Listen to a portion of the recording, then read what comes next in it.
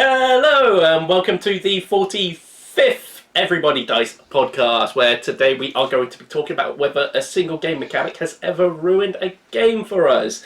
I am Steve, and today I am joined by... It's me, Daryl. And me, Ian's. That's Yeah! like the most successful one we've done in about 4 podcasts, I think. It's good. I'm not sure. I like Or it. at least the ones where it's all 3 of us, I would say. It's 50-50 at this point. Yeah, it's whether we- usually bit- pretty good when Daryl's not around. Exactly. Yeah, there is that. Yeah. Okay. How are you guys? Yeah, not bad. Not bad? I'm too warm. I've had a hot chocolate. Oh, okay. But the room is hot. Alright. These are heating my on? complaints. Have It's you got your very... heating on? It's not even like first world problems. It's like... Yeah. Have you started Super... putting your heating on yet? My wife has, yes. Oh, no way, really? I think so, yeah. She's changed the Oof. time, so I don't think she's up to temperature. Oh, man. Man. And my it's my sad when window's you think open. It's like, yeah, I was going to say. It's It's still kind of like, it's not cold, but it's getting there, you know? it's weird. It Uh, actually it- feels like it's it's at the warmer point- outdoors than it is indoors, I'm finding a lot of the time. Yeah, I mean, that's weird. because we haven't turned our heating on, but still. I'm at the point that when I get up at like 5:30 for work some days, my steering wheel is cold to the touch in a way that's uncomfortable. Okay. Like that's my only noticeable temperature thing for me. Right. Is I've gone, that's cold. That's fair enough. Yeah, that is fair enough. Right, a little bit about what's been going on the website first. We released our Monstrosity review. So that's another one off the review list that got rather extensive for a time. We're down to our last few, so please, by all means, check out the channel if you're interested in a game about smashing down a city with giant monsters. Then, yeah, you might want to give that one a look. I think that's everything that has been going on recently since the last podcast. So yeah, shall we jump straight into what we've been playing? Yeah.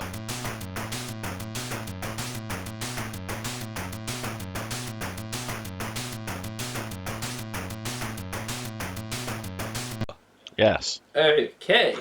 I'm happy to kick things off here by talking a bit about Gloomhaven, because I've now gotten to the point where I've played with the full set of rules.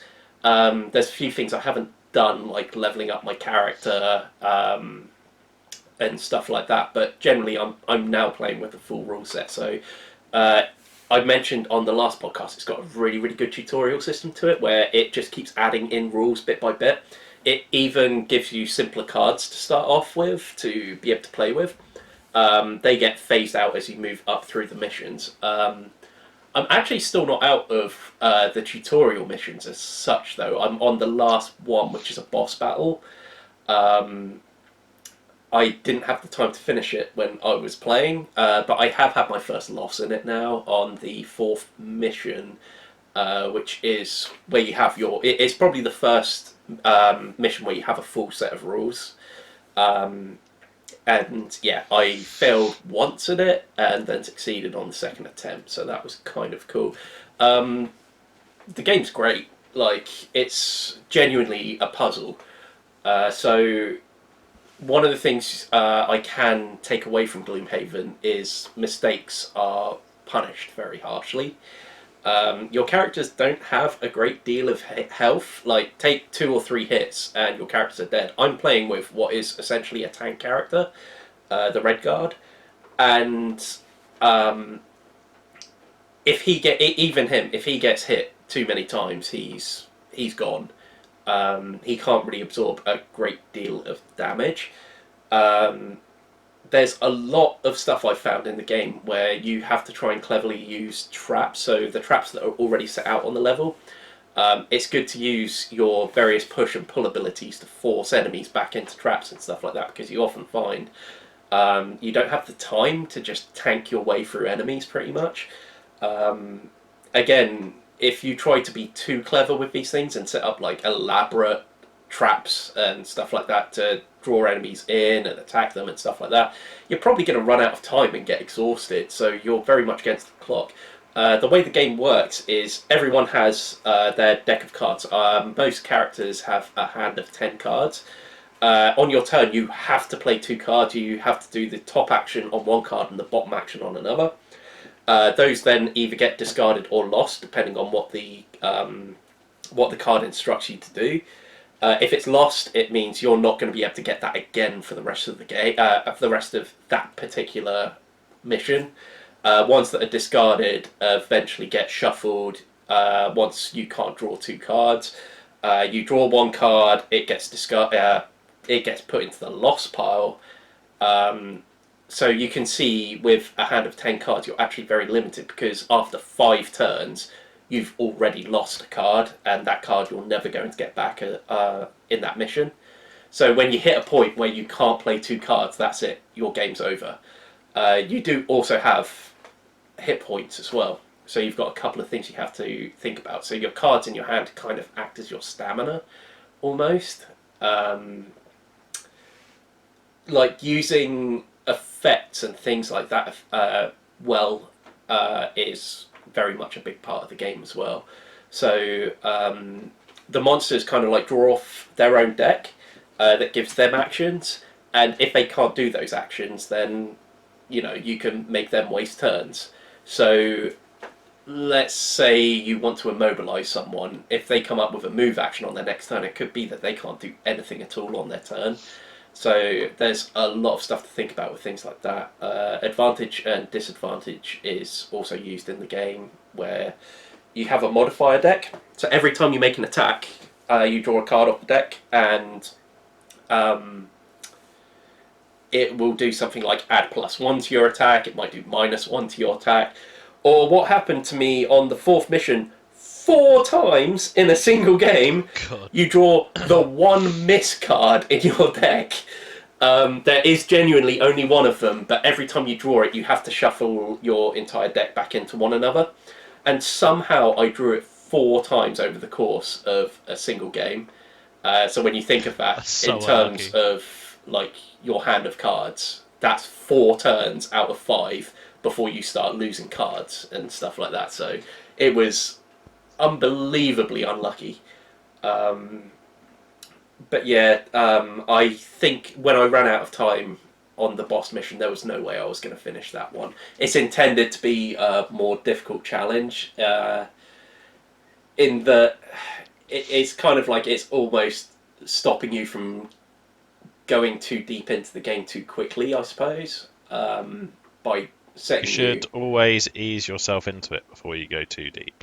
Yes. So in other words, if you think I'm gonna burn through 10 missions in one day or something like that, you're probably not going to do it, because they do tend to make these missions quite difficult, and sometimes it's just as simple as if you don't draw the cards right, like in a lot of games, then there's not an awful lot you can really do about it, especially when you're on a timer like you are in Gloomhaven. You wouldn't want to get to the very end of your deck almost suddenly and straight away in a way that's uncomfortable for you and the game.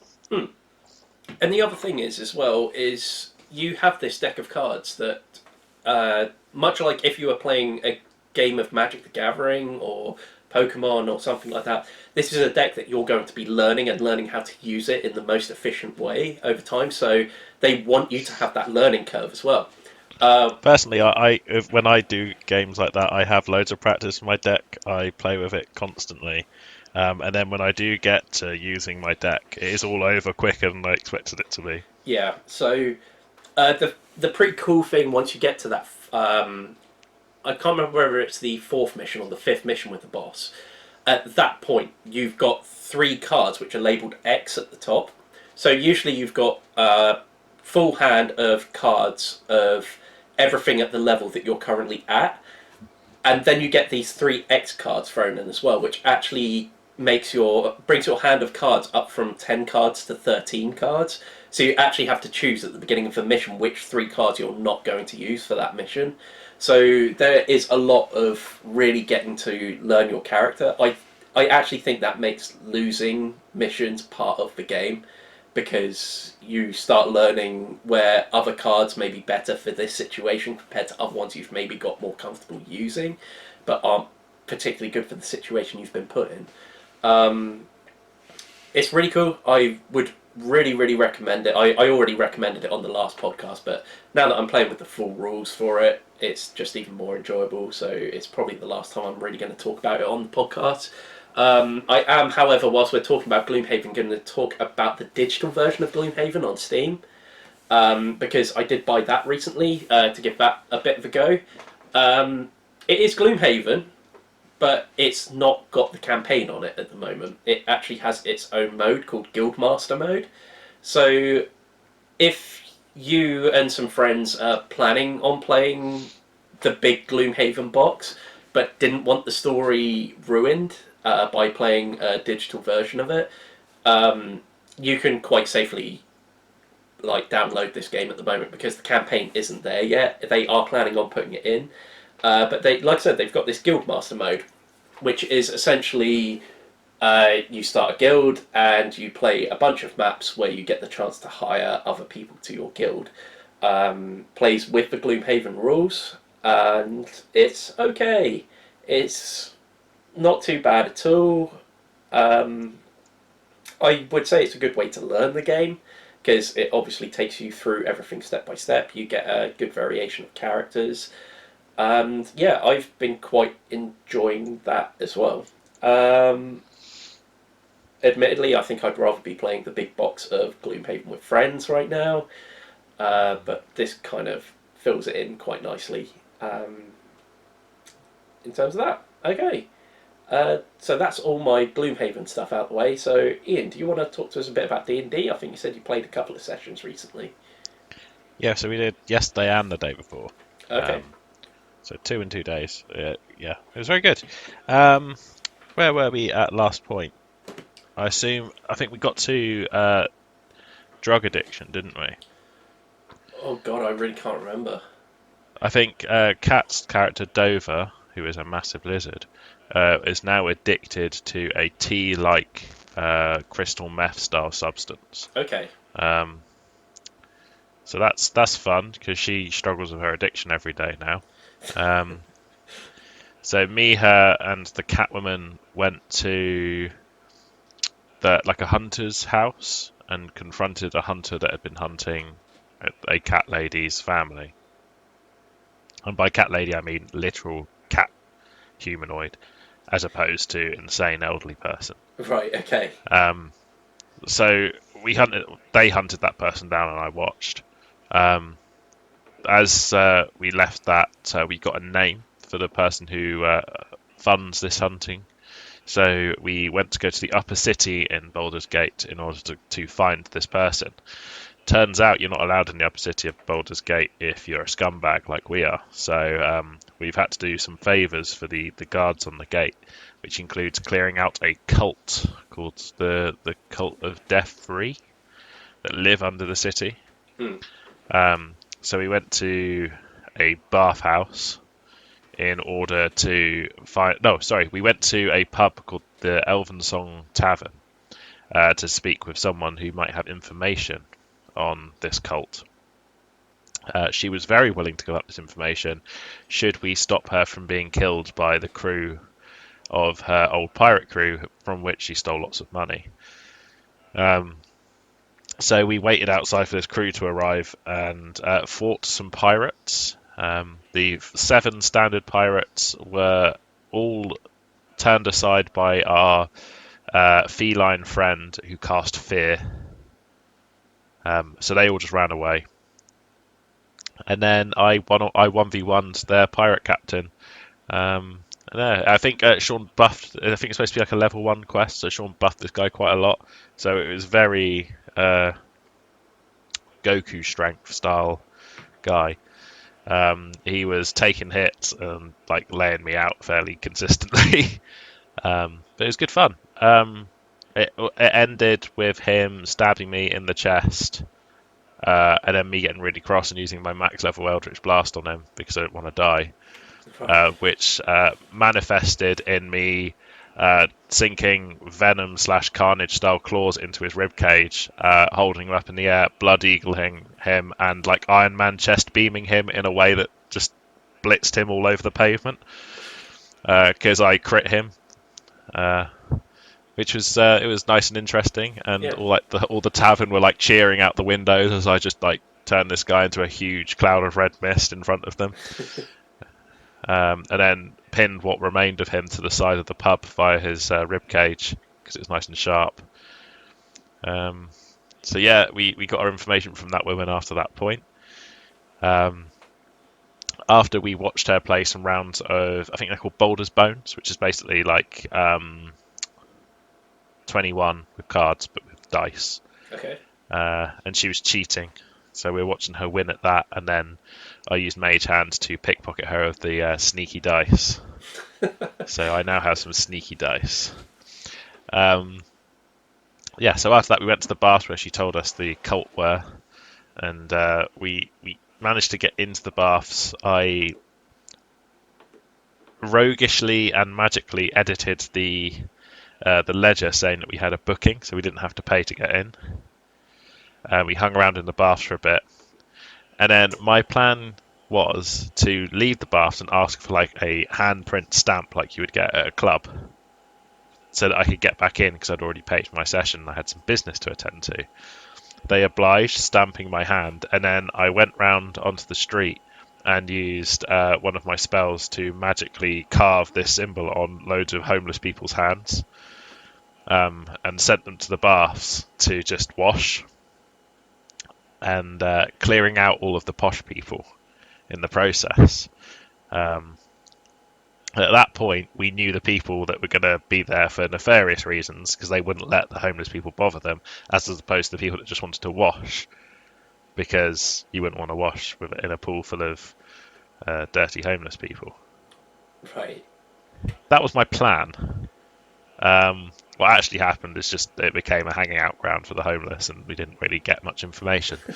And until you might remember, Steve, that I say accidentally, we attacked a underground black market. Yes, yeah, I remember. Yeah, with the skins up and stuff like that of your comrades. Yeah. Well, not your comrades, but their species, shall we say. Yes. Yeah. A woman invited Smoke, who is the feline cat woman, into a side room for a private massage. I heroically went to the windows to watch to make sure she was safe. Okay. And it turns out this woman is the assassin who ran that black market, right, and had the intention to kill her. So as they were sort of struggling, I phased through the wall and stabbed her in the back of the chest, killing her instantly. Okay. I've just been one-shotting people. I think I crit her again. So I came in, because I'm a rogue, I got backstab damage and crit damage, and it was horrendous. So I just instantly killed her. And I was sort of like, oh, we kind of really wanted information from her. And I asked Sean whether she would be bleeding out or whether I could just stabilise her. He's like, yeah, I'd say you can stabilise her. I was like, oh, cool. Well, I've got a spell that just instantly stabilises people, so I'm going to do that. So I spared her from death, and tied her up so that we could start questioning her. And then our feline friend came over and just ripped her throat out. Oh. As some sort of vengeance for killing her friends. But they were already dead, right? Well, I brought them back from death once. Right. And I was sort of looking at the corpse like, can I bring her back again? It's just am I going to have to keep bringing this person back to die again and again and again? And Sean eventually decided that we'd maimed her in such a way that bringing her back wasn't really an option. Okay. So a masseuse then walked into the room and witnessed the crime.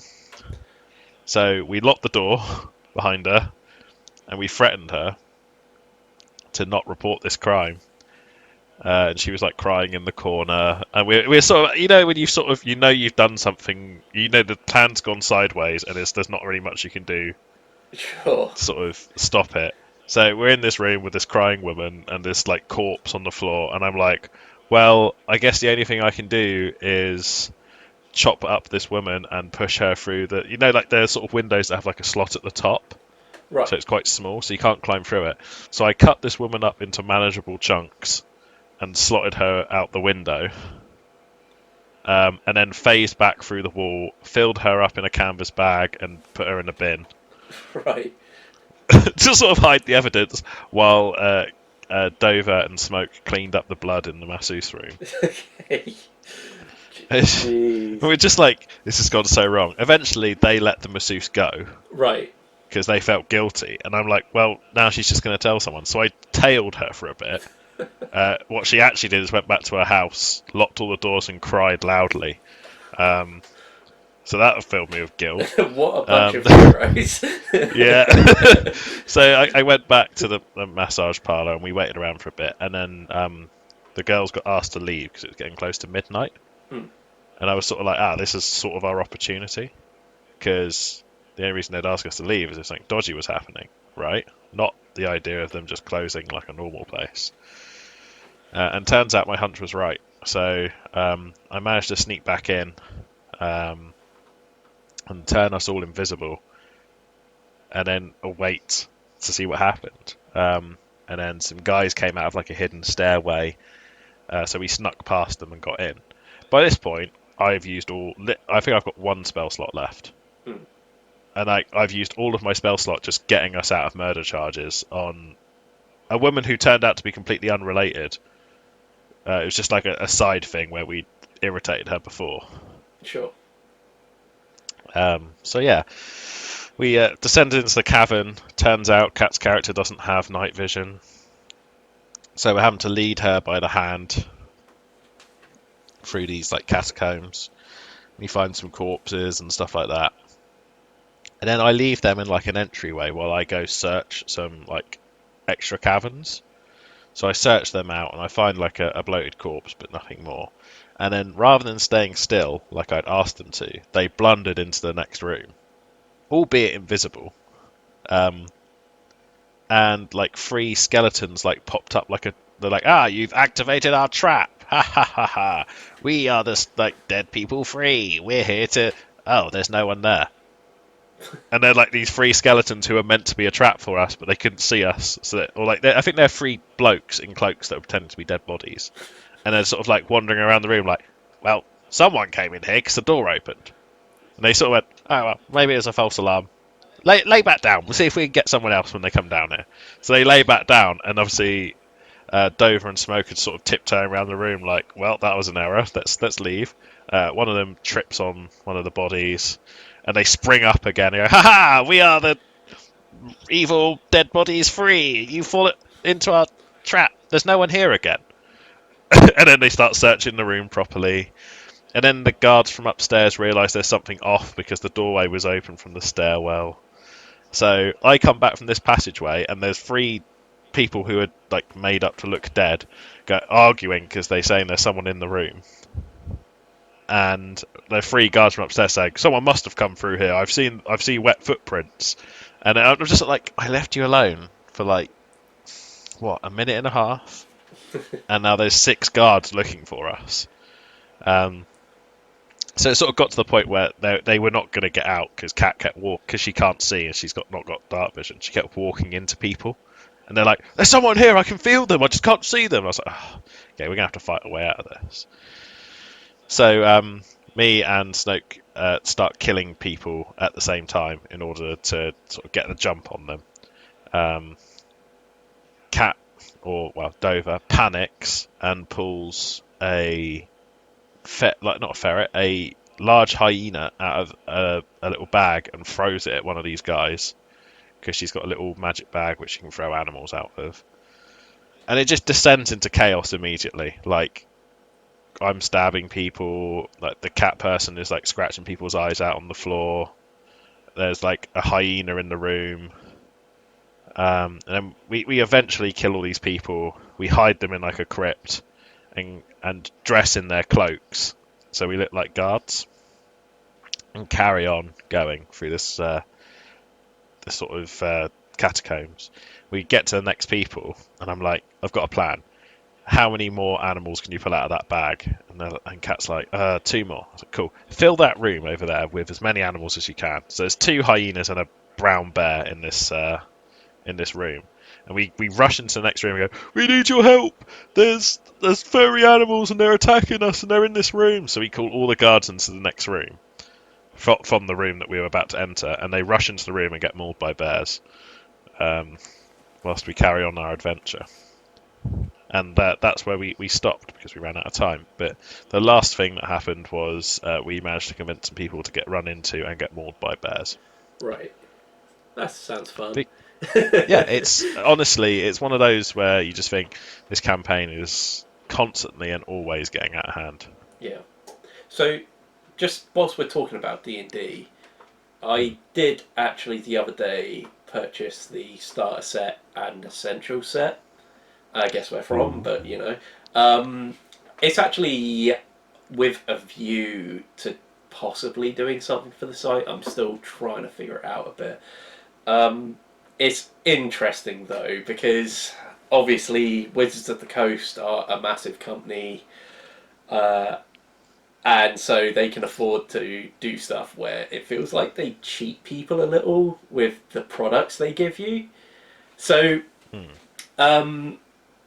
the starter set comes with pre-generated characters that you have to use for the campaign, they say, although obviously, in other words, what I'm saying is that in the starter set, they provide you with no information as to how to make your own character. So if you're starting from scratch, then with no knowledge, you're not going to have any information in the starter set as to how to make it is a character. what it says on the tin, I guess. It's a starter set. Well, this is the thing, because the Essentials kit is also a starter set. And this is why I was kind of like getting into the whole thing of it sometimes feels like a big company will try and cheat people a little out of it. Because you see, the upside to the starter set is that it actually comes with an adventure that's very highly rated from what I've read online. It actually treats it like a proper story with hooks and things like that to get people to go where they need to be.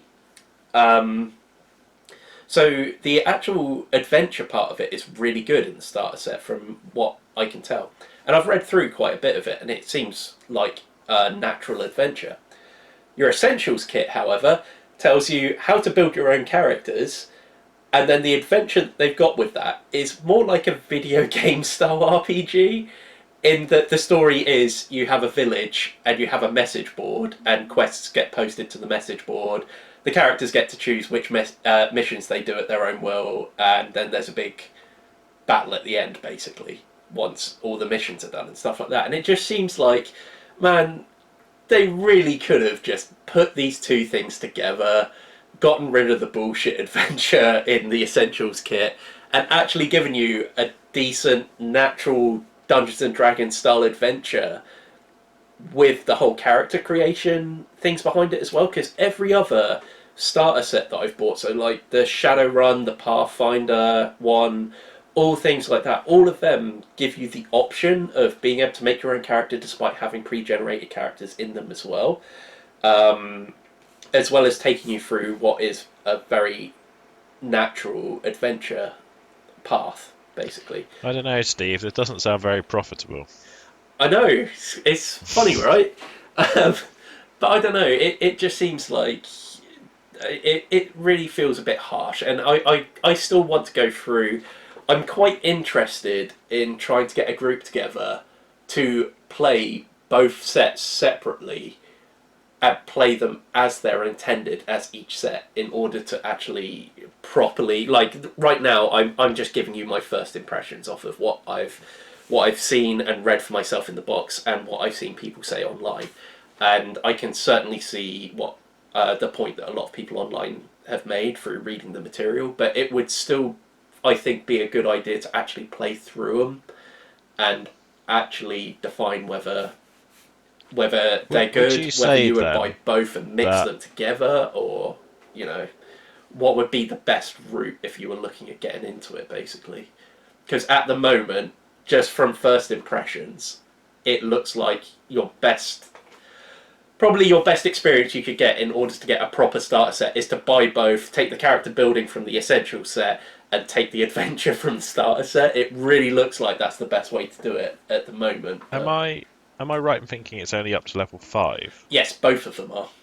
So So, would you say that perhaps this is an attempt to take advantage of the lockdown market in a way that's perhaps less financially viable than, so more financially viable for players who maybe don't want to go any further, but less financially viable for the long run? yeah, I think it is possibly something a bit more like that. I mean, Sort of targeted at players that might pick it up during lockdown and not continue. yeah, I kind of get a bit of that. I mean, we walked through town a little while ago, and we went in a couple of gaming places, and they were saying, "Oh yeah, Dungeons and Dragons is just flying off the shelves at the moment with lockdown and stuff like that." So, I think they've definitely locked onto the whole thing of, um, people are looking to get into this at the moment because it's so easy to do online. Um, but at the same time, this starter set was out way before the lockdown. I'm not sure about the Essentials kit, but I don't know. It's an odd one because it certainly seems like if you're a competent gamer, you will want elements of both of them in order to make up your own kind of starter set to get a group of gamers into it.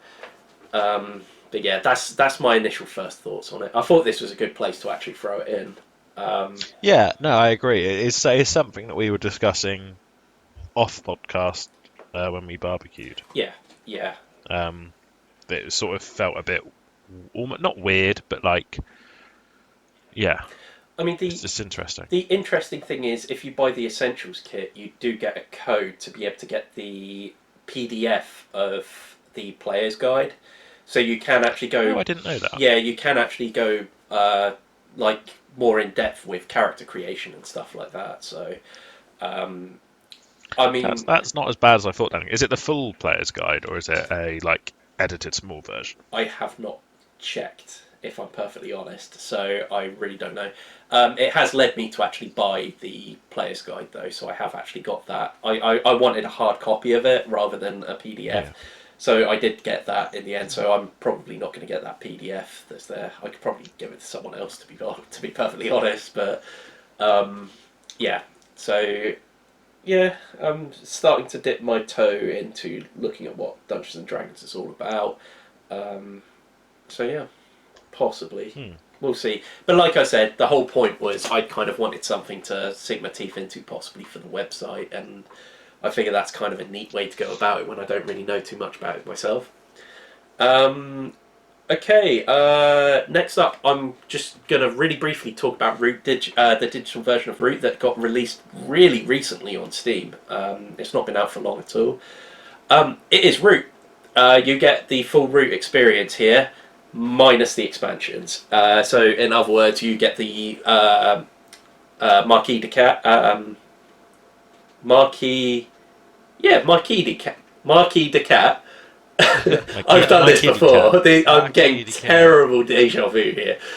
You get the Airy, you get the Vagabond, and you get the Resistance. So the 4 initial factions that were released in the original version of the game, you get everything you need to learn about the game. It comes with its own tutorial as well, which is very much needed for a game like this because everything plays asymmetrically in case you've never played Root before. So a lot of people I've heard when they play Root, they only ever play as one faction because they like to get to know the faction. They they like to know how to play with each faction rather than switching it up between them because they all play so differently. It's a simple game of being the first, trying to be the first person to reach 20 victory points, I believe, or is it 15? Either way, you're trying to get to a certain amount of victory points, and you can do it for a number of ways. So you can actually win a game of Root without really being aggressive at all, if you're clever enough about it and can craft and things like that. But yeah, I mean, Root is a fantastic game. If you've ever visited the website and seen our top games of all time, you'll know that that sits at the number 1 spot of our collective, our own collective list. It was a weird one because Root was not at number 1 on any of our lists, but I think it ranked very, very highly on both mine and Daryl's, and taking those Oh, yeah, scores, it 100%. actually reached number one. I've got a feeling both me and you might have put it at number two, maybe. Something like that. I think so. Yeah. Yeah, and I think that was enough to give it the number one spot overall. But cannot say enough good things about Root. The digital version captures Carl Ferrin's artwork beautifully in it. The animation is it's okay, but like I say, you've still got the actual artwork and stuff in it, which looks fantastic. At the moment, again, if you're looking to play with people online but you can't get together because of COVID, it's another one that I think probably should be on your list at the moment to play. But yeah, that is Root Digital. And finally, I believe, Ian, you would like to talk about Dwarven Beerfest a little bit more. Yeah, only that I played it a couple of times today. So it arrived this morning from the Kickstarter. So anyone else that's Kickstarted it should expect it in the next day or two if you haven't got it already. They've sent an email around as well saying they've all been sent out now. So I got mine, and it's got the Under the Table expansion. I don't think we played with that before, so... We did not. Have you had a chance to try it out? Yeah, so it's not massive. So it's... I think there's 5 new characters. Okay. Might be 4 or 5. A few female dwarfs and another male dwarf. What I would say, I guess it's a criticism, but you know how like all the characters felt like they were different characters Yeah. when you looked at the art for them, Sure. for example. Yeah. When you look at the artwork for the additional characters, it's like copy paste with different color scheme. Right, okay. So a bit Street Fighter-ish, like with Ryu and Ken and stuff like that. Yeah, Just palette swap. I would say it's more like playing Super Smash Brothers with 4 Marios, Right, okay. where they've got different color trousers and different color hair. Yeah. It's very obviously the same picture but slightly different. But what it actually brings into play is different types of drinks. So there's new drinks, and those characters have those drinks as their favourite drinks. Okay. So I can't remember what any of them are called off the top of my head. Do you remove cards out of interest to balance things out, or does it kind of dilute it a bit? I didn't remove cards. Right, okay. I just diluted, but that's possibly because I didn't read that far on the rules. Yeah, it's just... I felt comfortable enough with the rules to sort of play it as... Yeah. It just seems like that's one of the dangers that they could be treading into if... Yeah. If they did it... I played with the Wav. Right. And she didn't... Or throughout the entire game, not one of her favourite drink appeared. This is what I mean. Like, if you mix in the ones from the looking expansion through as well, all of the drinks until Last Orders, it was not in the small amount of the deck we were using. But I think that's kind of like the point that I'm trying to make. If you're adding in more of the drinks, it could dilute it to the point that having your favourite drink come up becomes far more of a rarity. And I don't know whether that would make the game worse. I don't know. I would say it was a negative. So I had my favourite drink rock up twice. Yeah. And she didn't have hers come up at all. So I think that sort of says all you need to know about how fair it makes it by doing that. But with more players, maybe... Because I know they're making a 5th and 6th player expansion. Yeah. So you can play with more. Oh, that's so I wonder cool. whether that's sort of supposed to interlink in a way. Yeah. So you can get more players in. I mean, like we say, we can't confirm at the moment, can we, that you are actually meant to take other drinks out and put some in. So No, not unless I went downstairs and looked at the rules. Sure. Which I don't intend to do because I don't feel like it's that important. Yeah. But no, it's still fun to play. It's still it's obviously still the same game. Still the same quality. I think if I could go back in time, I probably wouldn't order the Under the Table expansion. Right, okay. I don't think it adds enough to justify it unless you're about to start playing the 5th and 6th player version of the game, which personally I don't know anything about. So it felt like the Under the Table expansion was sort of, you're playing with people that want to play as a female dwarf. There's some female dwarfs, and I suppose they need some drinks to be their favourite drink. Right. So here's them. Okay. That doesn't diminish how much fun I find the game and how much I like it, because I really, really like it. But as an expansion, I mean, I wouldn't have paid extra for that expansion. yeah. I mean, the base game as it is got thumbs up from all three of us. So Yeah. I mean, that says enough about the game, really. I mean, all three of us really enjoy Dwarven Beerfest.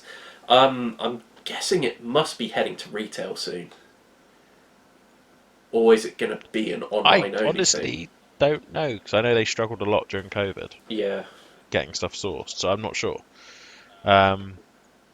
All I know is that the game turned up today. I was delighted. I played 2 games of it, and I'm really glad I ordered it again, because I really like it. Brilliant stuff. Yes. First round, I was sort of teaching Laura how to play. Second round, we both vomited everywhere. It was great. In game or? Yeah. Okay. Thankfully, yes. Okay. Shall we move on to a little bit of news then? Yes, we should. Okay.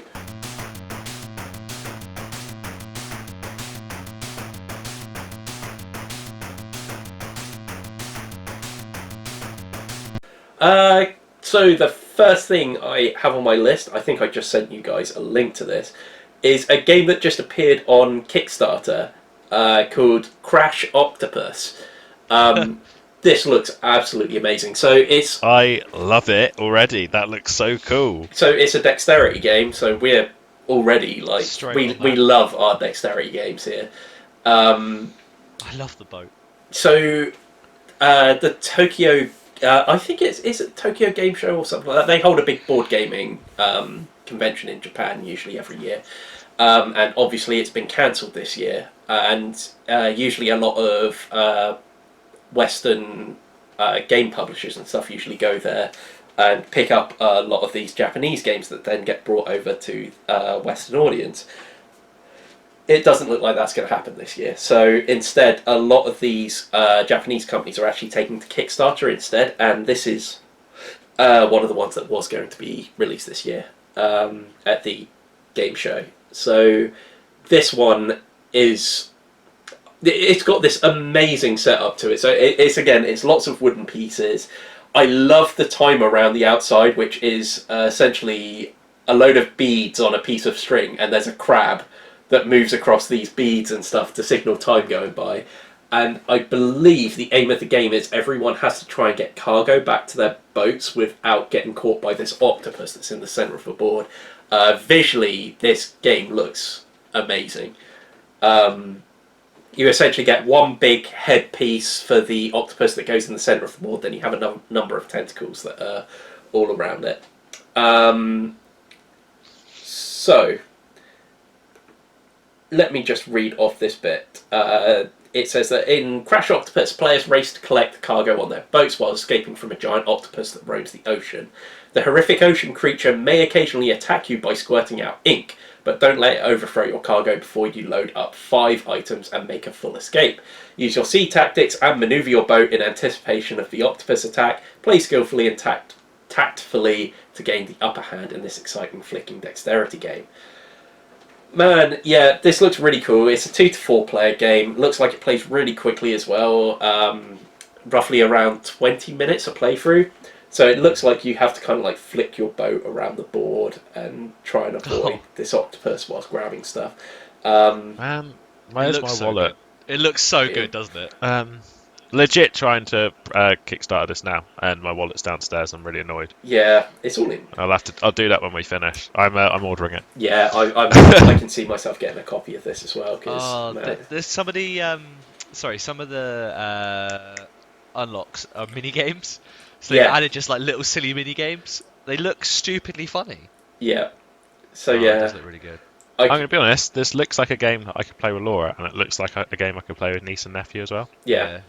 Like, it's sort of silly and fun enough that it would be fun to play with them, and also another dexterity game that we all want to play. Yeah, definitely. Yeah. I think I've got to agree with you. The rope barrier is it's just weirdly nice. I don't know why. I mean, they didn't have to like put that little crab in there moving over those beads and stuff. It looks absolutely amazing. But yeah, I will put links to this Kickstarter page in the comments. Well, in the description down below, should I say? Not in the comments, but please do comment about it. That would really It's help us about out. if for just the game itself. If for those who don't translate into yen, it's £34. Which That's is not bad. like nothing. That's a steal. That's an absolute Yeah. steal. I mean, I don't know where it's going to be coming from and how much shipping is going to be. Well, including shipping to the UK, it's £34. Jesus, that is a steal. I mean, yeah, this is Have getting you back later. It's 3,200 yen for just Crash Octopus. have you seen the other games? And 1,500 yen for shipping, which equates to £34.19. Yeah. I did look at the other games, but I kind of just I They're- wanted to see what the price was for just that game Yeah. itself. I'm just Yeah. curious what these other games are. If it's like anything similar, like you've got Nice Egg, Kappa Moonbase? Bros, Moonbase, Yeah. and Here Comes Stonehenge the Dog. and the Sun. Yeah, there's some really weird looking games. Here comes the dog. I love it. It's such a Japanese naming system, isn't it? Yeah. It's great. I love the look of this. Looks really good. Right. Oh moving my on a god. Sorry guys, you need to look at Here Comes the Dog. bit. Okay. Why does that not surprise me? It's so weird. I can't explain. Roll the dice and pick up the sticks from the bonfire.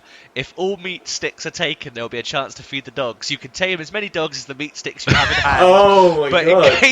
in case all charcoal sticks are taken, you need to watch out. The dogs will come after you in the dark. Overcome the sudden incidents and events to tame as many dogs as you can to win the game. Oh my god, that looks amazing. It looks so weirdly cool. I wonder if all their games are like that. What is it? It's like lollipop sticks, isn't it? Like around a yeah, campfire like a little kind of thing. That fire and looks some really dice and little meeples. And, it looks really funny. cool. Yeah, man. I might have to get Here Comes the Dog. Oh god. How Again, much it is looks like a really family-friendly game. So for the lot, for all of those games, it's £119. Jeez. To be fair, I'm clicking on all the pages and all of them look great. There's like wooden tribe is like tribe is like people with like monkeys balancing off them and animals. Moonbase looks weirdly. It's all like wooden based basically. Yeah. They all It's look nice. It's become. I don't know if you guys think this or whether it's just me. I feel like it's more prevalent than it has been. Just like games with like little wooden good. pieces. Yeah, 100%. It's almost gone old school. Sort but of in a good way. since Meeples sort of became a bit more mainstream, I guess. Yeah. Like yeah, you know what I'm trying to say. Sure. Even if the listener doesn't. Okay, let's move on to the next thing I've got here, which is, as you can probably imagine, Essenceville, the biggest board game convention in the world, has been cancelled this year. They are actually doing much the same as the UK Game Expo. They are going digital, and it is happening literally the weekend that this podcast is actually airing. So, yeah, it will be starting on... Maybe it's starting a couple of days after, I think.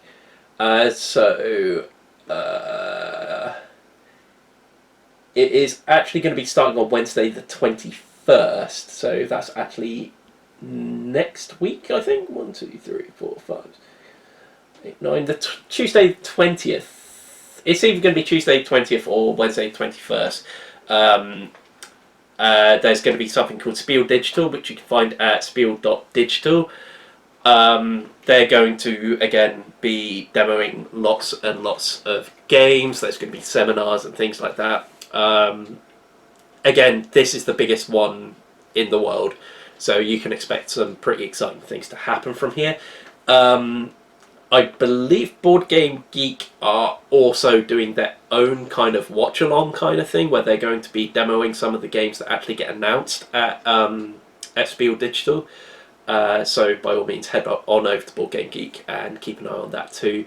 I completely missed the UK Game Expo because I was just so busy at the time. I think I've possibly got like a day or two to be able to catch this one, hopefully, so I'll try and keep up with what's going on there. Do either of you two have any news at all? No. I know, Daryl, you said maybe or something, didn't you? I do, yeah. Kickstarter thingy came up earlier, Oh, okay. which was kind of interesting. I believe it's their first one. I don't know if it's going to be any good or not, but it's got some pretty good. Well, yeah, they've already smashed their goal. Basically, it's a deck of stories and NPC cards, so it's like sort of help for D&D and stuff like that. They look Yeah. really interesting because it's essentially just like you can create an entire adventure in like 15 minutes. So like for people that kind of find it hard to write up a story or move on from a pre-made kind of like you were talking about, you've got the story inside that D&D collection, Yeah. the starter set kind of thing. Sometimes it's the same with the Star Wars ones. There's some interesting stories, but afterwards it's kind of up to you to kind of do some history and research and stuff like that, which is great if you, like us, we kind of know a lot of the Star Wars stuff, so we can kind of make it up as we go, Mm. as long as it's kind of based in somewhat pleases Ian, and we don't say it's an ice planet.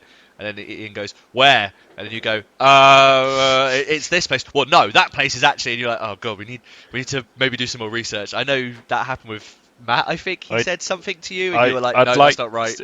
To officially apologise for that. It's funny though. Because It was funny. I am a bit of a party pooper, and it's. I think it was. It was fun though, wasn't it? Yeah, I can't remember what it was, but it was something that was so out of place with the lore that I was just like, but actually this, surely? Yeah. I think. And he did the right thing, which was just overrule me and go, no, this. Yeah.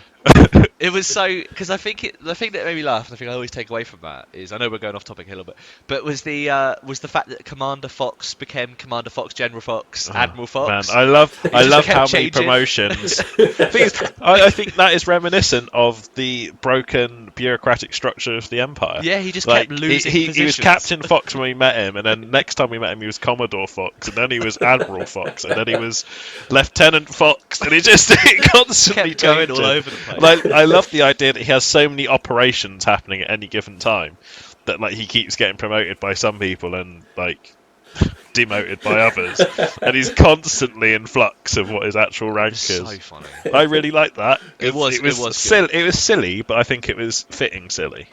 Sure. Yeah, it was. So basically, they've created this deck, yeah, and I actually quite like it. I'll post a link to you guys in a second. But there's some Yes, really nice please. features. One of them is they've done it in a way of it's called Orc. So basically, you shuffle the stories and then you draw 3. And basically, using the Orc storytelling system, you can make a story. So there'll be O's, there'll be R's, there'll be C's, there'll be full R's. Full ORs, full Orcs. So you can kind of piece together these kind of different things. They've included a sensory deck, which I really quite like. So it can engage the 5 senses of unique details you can add to your adventure. Like, so if the story feels a little bit flat, choose a sensory card deck and use it to fill out a description of the room. So like, it smells of, etc. It's damp, it's dark. So I really like you can kind of flesh out these really intricate stories depending on how you're running them. Yeah, it's just a really neat system. Yeah, let me just get the link and I'll post it to you guys. It's all compete in one sort of set. It's basically just like a playing card kind of style. There's even NPC decks as well, so you can sort of just generate random characters on the go and give them kind of they're really nice artwork. You can give them kind of like secret stuff, so like personality, quirks, flaws, goals, a secret. It just kind of create this really quick story, which I like. I think that's a really neat thing, considering sometimes it is quite difficult for people to make these stories, especially after they've gone on preset decks. So they've got. I think Sean would really like that. Yeah, so there's a couple of volumes. There's a volume 1 and volume 2. There's the Genesis box, which basically collects everything in it.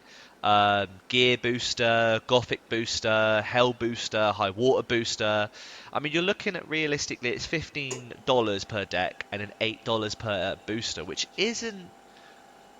It's not bad, considering if you were to say like get the Genesis deck or something like that. If you were to get the boxes, you'd be able to kind of make quite a decent story out of these things, But yeah, there's some interesting things. Like I say, $15 for basically volume 1, which is 50 story cards and some blank story cards to write on your own, and like other little bits. And like I said, the Genesis one's about $40, so it kind of gives you the 40 NPC characters as well, and the 18 sensory cards. So I feel like the sort of set itself would be quite good because, like I say, it's quite a nice full-on kind of area to start off with. They're already on at the time of this £67,634 of their 7,673 goal. So yeah, like I say, it's pretty cool. I've sent it to you guys in a link just to have a quick look at, but I think it's a neat little add-on, I think, to add to any kind of sort of D&D thing. I really think the sensory deck's an interesting one. And this orc system of kind of linking them together so you can spell out orc, which allows you to kind of, so... Well, I mean, it's currently on Kickstarter as well, so I'll put the Kickstarter link in the description down below. Yeah, I mean, they're saying, like, next year, March time, but obviously, you know, these things can take a little while, but it's just... Is this a good time to advertise the Star Wars stream that we intend to do? Yes, please do. The latest update is that we will be doing every other Sunday. Okay. Starting once we've got enough people that can commit to every other Sunday. Sure. Okay. So we've got 2 more players to recruit, but shouldn't be too much longer now. Well, I tell you what, let me know when you do plan on doing them, because I'll certainly tweet on the Everybody Dice Twitter page at Everybody Dice on Twitter. If you want to go and follow that, and I'll give updates on whenever you're planning on streaming. Yes. The Twitch channel as well is twitch.tv/everybodydice as well, so by all means go over there and follow that page, and hopefully you'll be able to get updates on when things actually start. Yeah, so far Sean will be DMing, I will be playing a character, and Kat, of the person who drew the picture of us fame, will be playing a character as well. We're waiting on a couple more just to confirm whether they can have it off consistently, so we can actually commit to it. But yeah, that should be soon. All right. So by all means keep an eye out for that one. We have no audience question this week. If you would like to send one to us, it doesn't even have to be about board games. You can send them to mailbag@everybodydice.com, and we will answer it on the next podcast. Shall we move on to our big topic?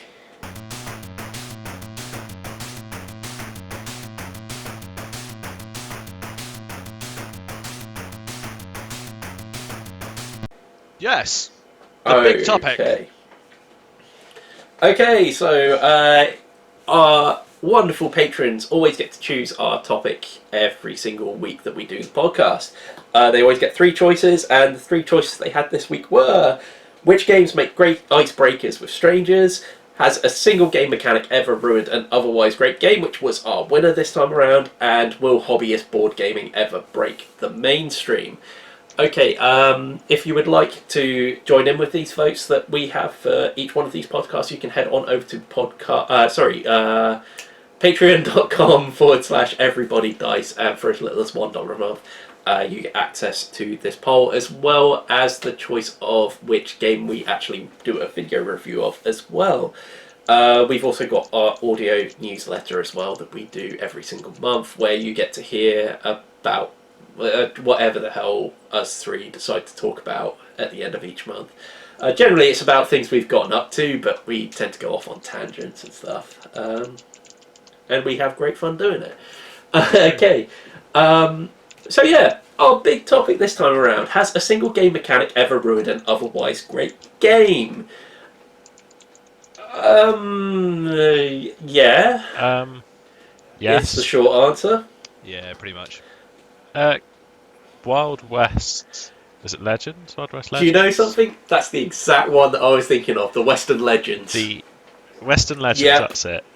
There's one specific mechanic in that game that is just broken as hell, and it requires everyone else in the game to revert to a different playstyle to stop from happening. Yeah. Were that not there, / were it toned down in a way that made it more difficult to pull off with the same reward, so high risk, high reward, then it wouldn't be as broken. I mean, I hate to say it, but being an outlaw should be difficult. Yeah. I get that it's the Wild West. Hello? But Steve dead? I don't know. Well, anyway, I guess we should continue Yeah, about just him. chat on. Have you got any games that you would say are sort of broken in that way, or there's like an element that you could take out? Oh, what's that? So I'm communicating with Steve beyond the grave. Don't Oh, worry. okay. Yeah, no, it was for me. It's probably a couple of games where they've got like unnecessary Is this still going? add-ons. Can hear you. Oh, Hello. Steve, you're back from the grave. He's still in space. No. Okay. No, he's still in space. Carry on. Yeah, there's a couple of things where they add stuff sometimes it just makes no sense. I can't think off the top of my head which game it was we all played, and I didn't understand why they added that as a mechanic. Okay. I'm pretty sure it was like a miniatures game where they added something else to it, and it was a weird one. There's a couple of card games as well we've played like from Kickstarter ones that Steve has got, and they've always been like they've been good, but they've had this like extra thing that they've added as kind of like no, I don't want to say the unique part of it, but it just doesn't. It sometimes just doesn't feel. You know? It felt like a gimmick for the sake of crowbarring the gimmick in. And you're kind of like, well, there was something in what's the Lord of the Rings skirmish game that we played? What, the Journeys one or? No, the tabletop one. Me, you, Jordan, Andy played. Oh, and Matt Battles of Middle Earth. Battles of Middle Earth. Yeah, that's still going strong. There was some. Hello. Well, yeah, wasn't there Hello. something in that sort of broke? Well, there was the system where you could win, but not actually win, like by killing anyone. The one what like happened to Matt, where he basically That was it. Yeah. he So basically he annihilated my people because he failed to do the simple task of lighting some stuff on fire because he concentrated on killing me. He lost. So Can you hear me again? Hello? yes, I can hear you. You can hear me. Fantastic. Where were we then? Where were you guys? Okay, so we have Steve is now back. We have raised him from the The dead. necromancy spells worked, guys. Well done. We got what was the game that we used to summon you last time? Was it Dead Man's Cabal? Sorcerer. Or was it something else? Oh, Sorcerer. We used Sorcerer Sorcerer. to resummon Steve. We were talking about Battles of Middle Earth and how in some missions you could completely wipe an enemy army before you complete the objective and you lose because of it. Yeah, it's kind of... Which feels like you should house rule out of that because it's kind of dumb. There's a couple of things like that with... what's the other one? Warcry. Where you draw some of the cards, so there'll be, you know, like you can do the random thing. You can do it a bit with Legion as well, actually. There's a couple of scenarios that don't really work together. I know you can veto them if you wanted to, but obviously a lot of the times you're sort of working off them as a kind of premise to start with. And it's a case of you just have to be whoever's on top of the high ground to win of a certain point. And we had it a couple of times. I think me and Andy were playing it, and all it was he just sat there. And it just felt like it didn't feel like a great game because you only get 3 rounds with that as well. So it's kind of like there was never that kind of depending on where you start from kind of thing. You're already kind of nearly winning. There's quite a lot of miniature games that suffer from that actually, which is kind of a bit annoying. Yeah, I mean it's about using the objectives properly, isn't it? Because I know we played games of 40k without objectives to like relearn the rules. Yeah. Where I've sat back and just blown you away before you could get to me because I've had no reason to step forward. Yeah, you just hit there and hold, which is fine. But if there's no objective, then what's the point? I know there's been a couple of things as well where you like nominate an object to be the object you want to get, but not tell the other person, kind of thing. Especially in Warcry, is one of that. So you set down like 5 objectives, and one of those objectives is the objective you are actually after, like a relic of such. And it's very much like trying to make it appear that you're going one way while you're actually trying to go the other way. And there's kind of a weird thing with that because it's deceptive in a way, which is good fun.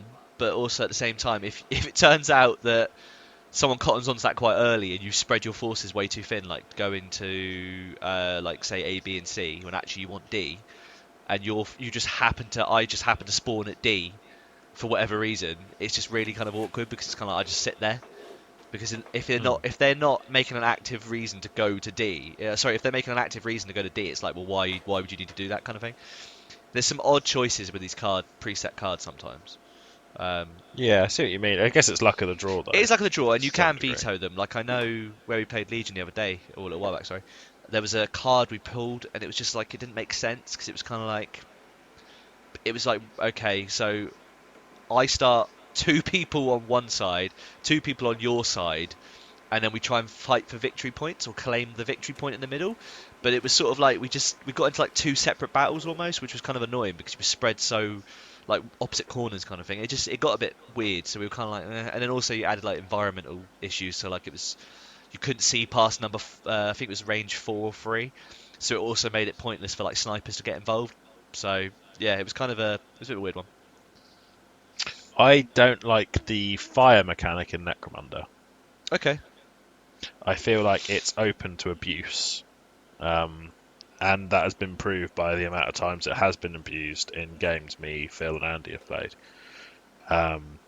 We found that just by having a flamer in your army, you can completely change the landscape of how it works, because once you get close enough to something important, you just set things on fire. Phil specifically changed the way he ran his army because he realised that if he could legitimately run all of his little units with little hand flamers, Oh wow. which just meant he could constantly set all of my troops on fire, and they would spend the entire time rolling around on the floor. Yeah. And it's like a combo stun style thing, like perma stun on all of your characters because they're on fire until they die and burn. Oh, okay. So it's Which not. it just feels You can't get super rid of it, cheeky kind and of broken. Yeah. That's annoying. Yeah, I just feel like it could be done in a way to limit. Like having one flamer in makes that character scary, but not indestructible. Having every character with a flamer, if you can get close enough, you've won the game. Can I suggest another game? Always. Munchkin. Now I don't Okay. like Munchkin for a Okay. start, but I would say that that's largely because of one game mechanic that I really do not think works at all, and that is the idea that multiple people can win. I think it ruins the game. Is this the one person gets ahead and the other two people playing decide to pick on that person and then win together Well, it's more style scenario? It's more, I have played games where at the beginning of the game, multiple people within the game group have decided they're just all going to win together and cause one person to never make it off level 1, and then just they go through and they just all win together. I 100% am not saying that you shouldn't be able to pick on people in Munchkin. I'm saying that when it comes down to moving from level 9 to level 10 to win the game, it should only be one player that's allowed to do it. So those 3 people, say if there was 5 people playing and 3 people decided to keep 2 other players down throughout the entire game, make those 3 have a real horrible decision to make where they have to betray everyone else and scoot up that last level. I found with Munchkin that 2 things always happen in a game of Munchkin. Yeah. The first is whoever starts off in the lead does not win Munchkin. Yeah. Yeah. Never. They will not. And also, when you get to that point in the game where one person takes the lead, every other player picks on that player, and then they all make a group decision to win. It's like it then becomes 2 or 3 on 1 for the rest of the game. Yeah. Because they know they can win together. Yeah. So they just go, okay, both of us will work together throughout this whole game now and stop this person from enjoying / winning the game, and then we'll get to the end together and just win together. Yeah. Because that person got in the lead. Whereas what it should be is, right, that person is in the lead and we should pick on him together to stop him from winning. And then when the next player gets into the lead, those 2 people should be like, well, we don't want that guy winning now either, do we? Yeah, yeah. And it should rotate depending on who's in the lead, and you should be screwing each other over until one person gets lucky enough to win, rather than 2 teams forming when one person gets to the head of the game and everyone else in the game group just goes, cool, so we all win together if that person loses, right? Yeah. Let's kill him. So, if anything, there should just be a little mechanic in that game where if 2 people would hit level 10 at the same time, there has to be some sort of some sort of way of maybe making them duel or something like that. But certainly make it so that only one person can win that game, because I honestly think that any number of people can win a game of Munchkin is a horrible rule. If anything, it lends to the idea of everyone picking on one person or something like that, you know. I like the idea of a game of Munchkin where the difficulty is ramped hard and it becomes a cooperative game, and you can't win until you've gotten everyone over the line. Yeah, perhaps. Yeah. But that should be separate from the standard game, which only one person should be able to win. Yeah. But yeah, I certainly think that the two games that really stand out in my mind are Munchkin and Western Legends, where I feel it's just one or two mechanics that are in there that just really drag the game down. In Western Legends' case, there's a lot I enjoy about Western Legends, and it's just let down by those few things. I actually didn't hear what... I missed the whole conversation, because I couldn't hear you guys either, of what it was in Western Legends that you were saying. It was about the first player... the criminals. It's just too easy for them, I think, isn't it? The conversation sort of stopped when you fell out, but it was it was more... Yeah, it's what you said, which was pretty much that the outlaw can just rob the bank and do what they want, and they will win unless everyone bands together to stop them. Yeah, and it really relies on the players making that decision. The players have to go, okay, I wanted to do castle stuff, but I guess I'm going to have to change what I want to play just to stop this person from winning, which stops it from being as interesting, in my opinion. Yeah.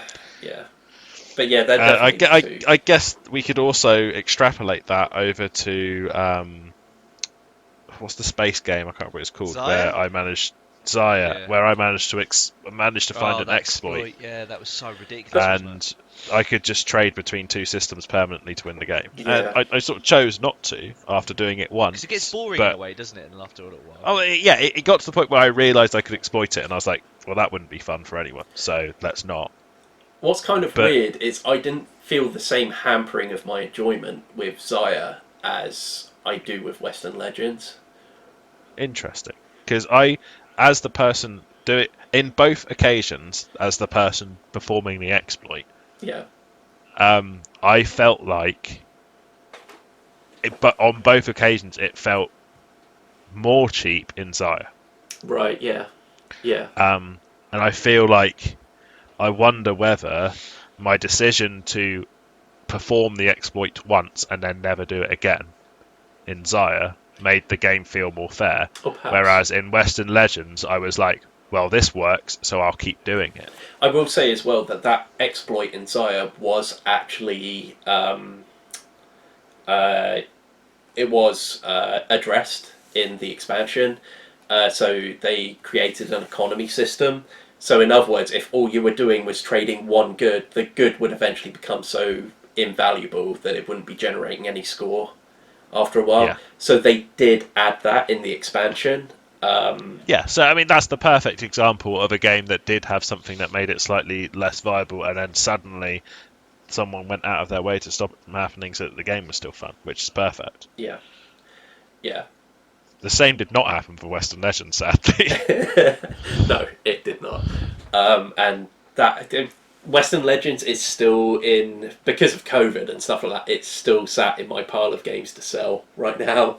So what really upsets me about that is that I actually really like Western Legends. Yeah, there is a lot to like in Western Legends, but... And it's just a shame that that particular role makes the game difficult to play because it's so broken. But that's why it's perfect as an answer to this question, really, because you can see how good Western Legends is, and it's so let down by those little things like that, like the criminal exploit and stuff like that, you know.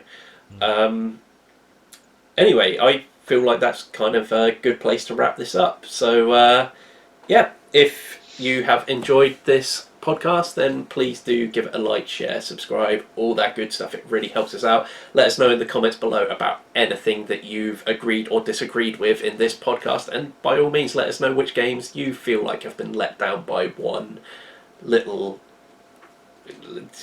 gaming mechanic that just does not work for you. If you would like to follow us on Twitter, you can do at Everybody Dice. Keep an eye on that for when we start streaming on Twitch, which you can find at twitch.tv/Everybody Dice, where Ian will soon be launching his Star Wars RPG.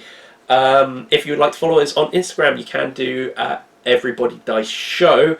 And if you want to become a patron for as little as $1 a month, you can do over at patreon.com/everybodydice. Apart from that, we also have a Facebook page. You can find it at facebook.com/everybodydice.